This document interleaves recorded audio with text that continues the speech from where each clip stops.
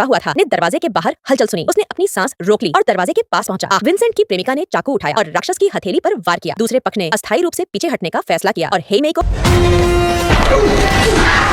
परेशानी का सामना करना पड़ा। मूल रूप से वे सभी ने काम के उपकरण उठाए, लेकिन जियाओबाई एक सेकंड के लिए और रुका रहा क्योंकि उसने कुल्हाड़ी की प्रशंसा की थी। चू लाई दे हुओ चांग हिंदी। जैसे ही वह पीछे रह रहा था, उसे रास्ते में राक्षस ने रोक लिया और अगले ही सेकंड में उसे चॉपिंग बोर्ड से बांध दिया गया। वह जितना दयनीय चिल्लाता, राक्षस की भूख उतनी ही प्रबल होती जाती। जियाओबाई की सांसें तेज हो गईं और उसने चाहा कि वह अचानक मर जाए। अगले ही पल भयंकर दर्द ने उसे डरा दिया और उसकी चीख निकल गई। हेईमेई और दूसरे व्यक्ति के कमरे में वापस आने के बाद उन्होंने पाया कि जियाओबाई पीछे रह गई थी। जियाओबाई की बेहोश चीखें सुनने के बाद वे तुरंत घबरा गए। जियाओमी को लगा कि वे खड़े होकर उसे मरते हुए नहीं देख सकते। हर कोई केवल दूसरी जगहों से औजार लेकर चीखों की दिशा में आगे बढ़ सकता था। इस समय राक्षस भाई अपने भोजन का आनंद ले रहे थे। हॉटपॉट पकाने के कुशल तरीके से पता चला कि यह पहली बार नहीं था जब उन्होंने इस तरह खाया था। मरते हुए जियाओबाई बस खुशी से मरना चाहते थे, लेकिन राक्षस के अपने विचार थे। इस समय आखिरकार सभी की IQ ऑनलाइन आ गई। कर्ली ने राक्षस पर हमला करने का अवसर लिया। फिर सभी ने सामूहिक रूप से काम किया। आग बुझाने के लिए जोर से चिल्लाया और सफलतापूर्वक तीनों राक्षसों को वार्ड में बंद कर दिया। कर्ली ने अपनी आंखों से राक्षस की क्रूरता देखी थी। उसने जवाबी कार्रवाई करने और उन्हें मौके पर ही जलाकर मार डालने की योजना बनाई। लेकिन डॉक्टर की तरह जियाओमी भी हमदर्दी से भरी हुई थी। वे इसके हकदार हैं। हाँ, वे इसके हकदार हैं, लेकिन आप नहीं। अपने साथ ऐसा मत करो, क्योंकि जियाओमी उन्हें रोक रहा था। कर्ली को लाइटर सौंपना पड़ा। राक्षस को कुछ और करने से रोकने के लिए कर्ली को भोर तक दरवाजे की रखवाली करने की जिम्मेदारी दी गई, जबकि अन्य लोग आराम करने के लिए कमरे में वापस चले गए। उनकी लापरवाही के कारण राक्षस को उसे मारने का एक और मौका मिल गया। कर्ली, जो बहुत ज्यादा डरा हुआ था, जल्द ही सो गया। राक्षस ने 30 साल पहले का हेयर पिन उठाया और बिना किसी की नजर में आए दरवाजे का ताला खोल दिया। वे होशियार थे और कोई आवाज नहीं कर रहे थे, इसलिए कर्ली की गर्दन पर चुटकी काटी गई और वह अपनी नींद से जाग गया। जियाओमी, जो सो नहीं पा रहा था, कर्ली की रखवाली करना चाहता था, लेकिन जैसी की उम्मीद थी, उसने केवल खून का एक तालाब देखा। अरे बकवास। जियाओमी अपने साथियों को बुरी खबर बताने के लिए जल्दी से वापस लौटी। जब वे अपनी बुद्धि से डर गए तो